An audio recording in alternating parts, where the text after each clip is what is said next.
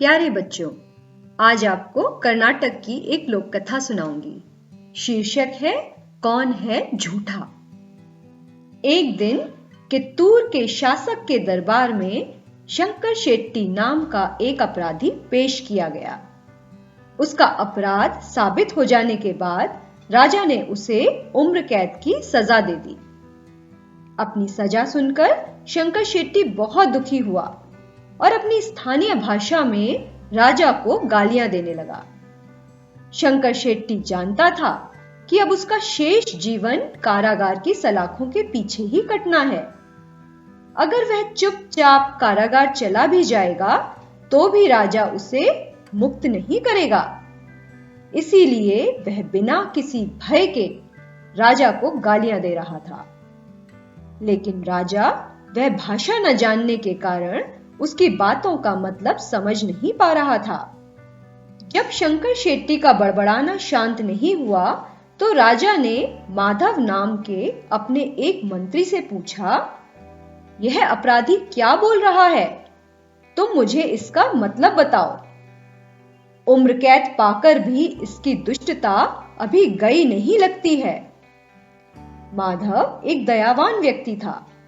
उसने सोचा, अगर मैं राजा को सच बता दूंगा तो वह इसको कोड़ों से पिटवाएगा।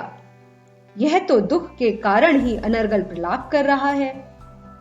यह सोचकर माधव राजा से बोला, यह कह रहा है कि जो व्यक्ति अपने क्रोध पर नियंत्रण रखते हैं और दूसरों के अपराध क्षमा कर देते हैं, ईश्वर उन पर कृपा करता है।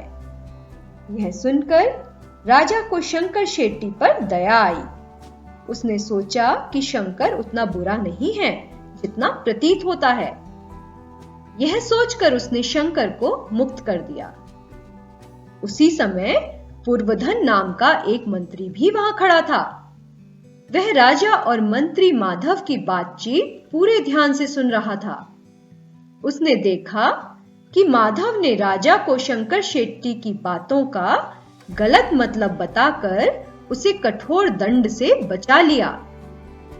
यह देखकर पूर्वधन बहुत खुश हुआ, क्योंकि वह माधव से ईर्ष्या करता था।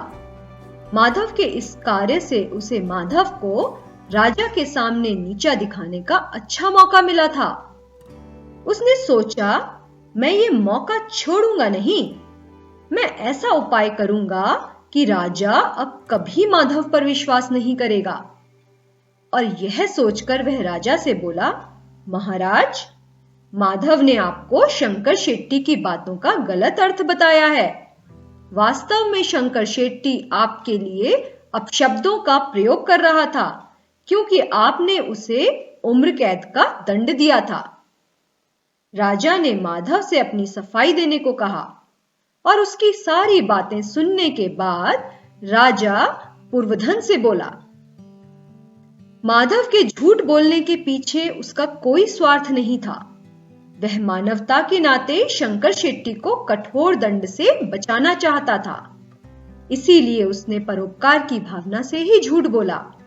लेकिन पूर्वधन, तुम मात्र माधव से ईर्ष्या करने के कारण मुझे सच्चाई बता रहे हो। तुम्हारे सत्य बोलने के पीछे किसी को लाभ पहुंचाने का उद्देश्य नहीं है। इसीलिए मैं अनुभव करता हूं कि माधव का झूठ तुम्हारे सत्य से अधिक प्रशंसनीय है। मैं ईर्ष्या के कारण बोले गए सत्य की प्रशंसा नहीं करता। तो देखा बच्चों आपने कि भलाई के लिए बोला गया झूठ बुरी भावना से बोले गए सत्य से अच्छा होता है।